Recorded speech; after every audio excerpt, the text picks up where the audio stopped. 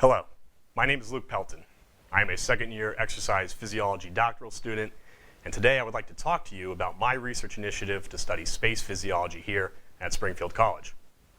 Since the dawn of time, humanity has looked to the stars, first for understanding and meaning, and much later as the new frontier of exploration. With the advent of manned space travel, our understanding has been broadened, not just of the universe, but of human physiology as well. It is well documented that exposure to microgravity during spaceflight causes adaptations to a number of physiological systems. The major systems affected include muscle, bone, the cardiovascular, and the neurovestibular systems. Muscles and bone atrophy, the heart shrinks, and our sense of balance is thrown off. These can all have a detrimental effect on human health if not addressed properly. Even when utilizing specialized training interventions, these changes can only be mitigated, not entirely stopped. This dilemma then begs the question, how do we keep humans safely in space for longer? We believe that the answer is found here, in genetics.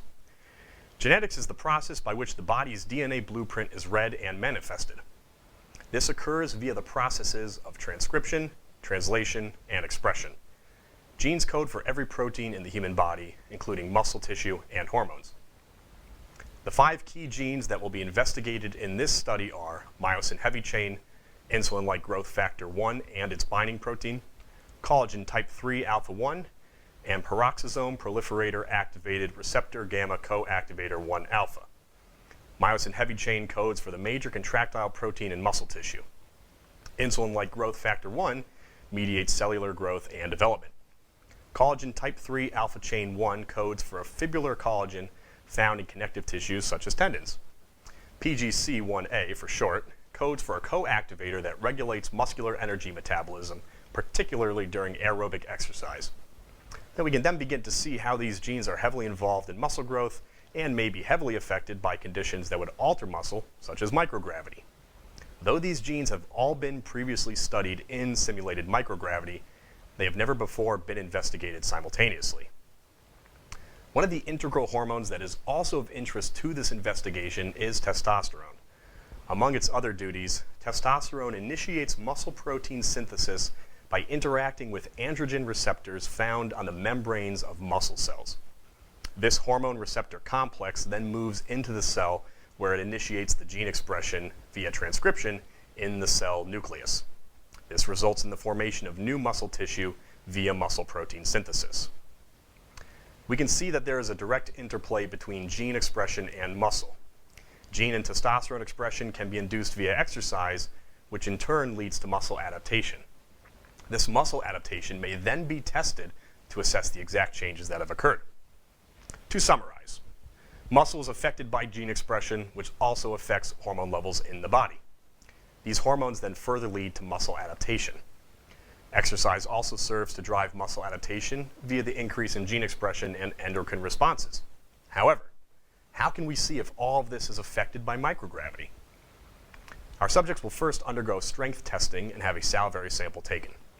They will then be randomized into 4 experimental conditions: participation in resistance training and simulated microgravity, participation in resistance training only, participation in simulated microgravity only, and finally participation in neither condition. Following the 2-week intervention period, all participants will undergo the same strength testing and salivary sample acquisition. The changes from pre to post will then be analyzed. We plan to utilize the unilateral lower limb suspension model as seen here. This is a validated analog of microgravity which employs forearm crutches and 1 thick-soled shoe to cause one leg to swing freely, as indicated on the diagram. This induces mechanical unloading of the swinging leg, which mimics the muscular unloading experienced in microgravity. Strength will be assessed via a 3-rep max leg press and 3-rep max calf press. The planned resistance training intervention will consist of 5 unilateral lower body exercises performed on the unloaded leg. These will consist of the leg press, calf raise, hamstring curls, knee extensions, and glute kickbacks, with volumes ranging from 4 sets of 7 repetitions to 6 sets of 15 repetitions. These exercises and volume schemes were chosen based on those used in prior research. Sessions will occur 3 times a week for 2 weeks, with at least 48 hours between sessions. Post-testing will consist, again, of the 3-rep max tests. The saliva sample will be used for DNA testing via the real-time polymerase chain reaction technique, which is used to amplify small DNA segments to calculate levels of certain genes. Since we are interested in muscle adaptation, we will be looking at the aforementioned myogenic factors. The saliva sample will also be used for an assay to measure serum testosterone levels. As I've mentioned, testosterone is a key anabolic steroid hormone linked to muscle mass, and its role in microgravity has been previously investigated by NASA.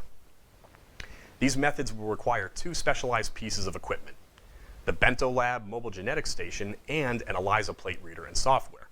Fortunately for our investigation, we have both of these devices and the skilled team necessary to use them. However, the cost comes from the little pieces. The crutches and footwear necessary for the unilateral lower limb suspension system will amount to roughly $500. Each mRNA primer to be used in the Bento Lab is roughly $150. Each hormone assay kit is around $230. To make matters worse, there are 5 mRNA primers needed, since we will be investigating 5 different genes.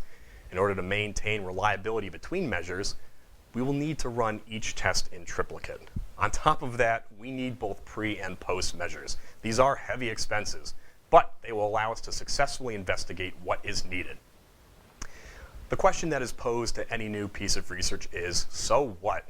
What new insights will this piece of research bring to the table? Innovation.